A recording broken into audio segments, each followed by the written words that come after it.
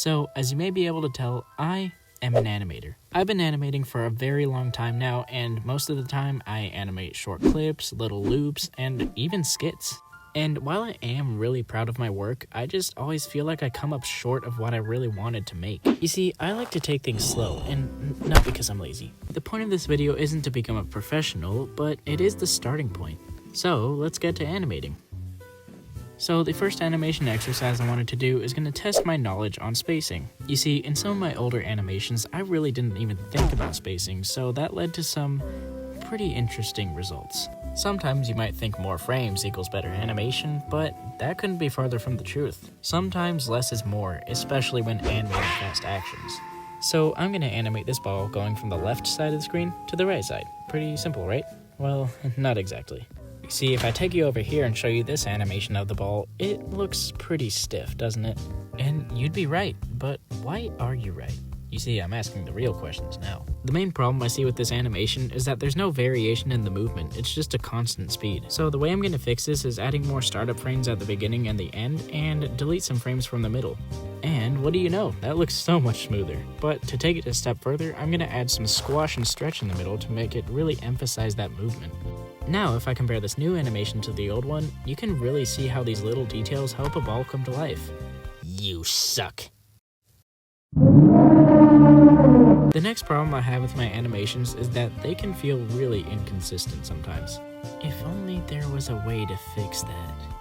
So I then went on to make the groundbreaking discovery of pre-planning an animation. So to put my idea to the test, I wanted to animate a fly buzzing around the screen and following a smooth curve. So like I said before, the first thing I did was draw the curve that I wanted the fly to follow. And I'm not lying, I immediately noticed how much faster I was animating. Sometimes I even made it look like it was coming closer and farther away from the screen. And in the end, this was one of the fastest things I animated, but also one of the smoothest things. The fly just buzzes around the screen and sometimes goes really fast and has a massive blur frame, and some other times it just slows down.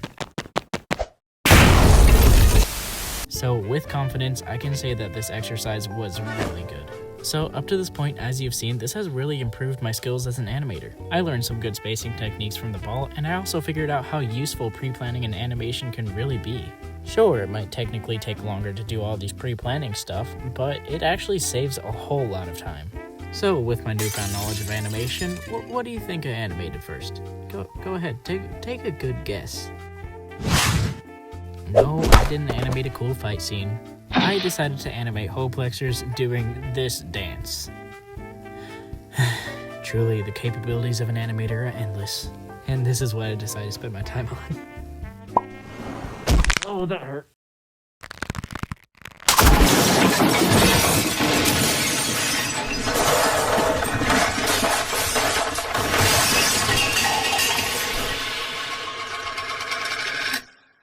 So after animating hoplexers doing those sick dance moves, I really wanted to put myself to the test by animating a jump cycle. In my opinion, this really would test me with all the things that I studied. When hoplexers jumps up into the air, I have to take into account how fast he's going to jump up, how long he's going to stay in the air, and how fast he's going to fall down. Then I have to animate the anticipation frames really well, and that's not even taking into account all of the limbs and all of the other stuff that I have to animate along with it. So I decided to go ahead and dive headfirst into it. But wait, there's actually one last technique that I didn't tell you guys about that I used in this new animation. And that is using keyframes. I guess this would also go under the pre-planning category. Keyframing, in short, is basically just drawing the key poses of the animation before you actually focus on making it look smooth. This helps see and capture the motion of the scene before actually smoothing it all out. But with the technique of keyframing, this also introduces the idea of having to draw in-betweens. The in-between frames are kind of self-explanatory, they make the animation look smoother. So using all of this newfound knowledge, I was able to meticulously craft this animation. And I'll say, I'm so proud of it. So, up to this point, you've seen me do some animation exercises that were pretty tough, and they did really help me increase my skills as an animator. But there's one thing that I've been doing that really increased my skills more than any of the other ones did. And that one thing I'm talking about is the production of this video. The amount of animations I've done for my past videos doesn't even compare to how many I've had to do for this one. And it's for good reason. I mean, this is an animation video after all. I've been experimenting a lot with my animations, trying to make them more fun to look at. One of the ways I did that was at the beginning of the video, whenever Hoplexers actually had some lip syncing. And I would lip sync for the whole video, but I don't want to finish this video in 2027. Animation just takes a while, and that's how it is. But anyways, let's get back to past me talking. Thanks, future me. Wait, if he... So, all in all, these animation exercises were really useful and super fun.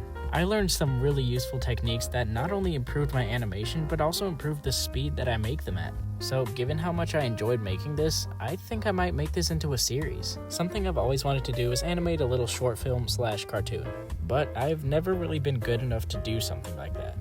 So that's why if I actually end up making this a series, which you guys can comment below if you would want that, I would be improving my skills every episode, doing new exercises or challenges until I'm actually good enough to make that short film.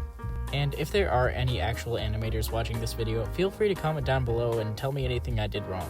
I'd really appreciate to get some advice from people that are actually better than me because I don't have that really. But with all that being said, stick around until after these animations that I'm about to showcase because I have some announcements that I want to tell you guys.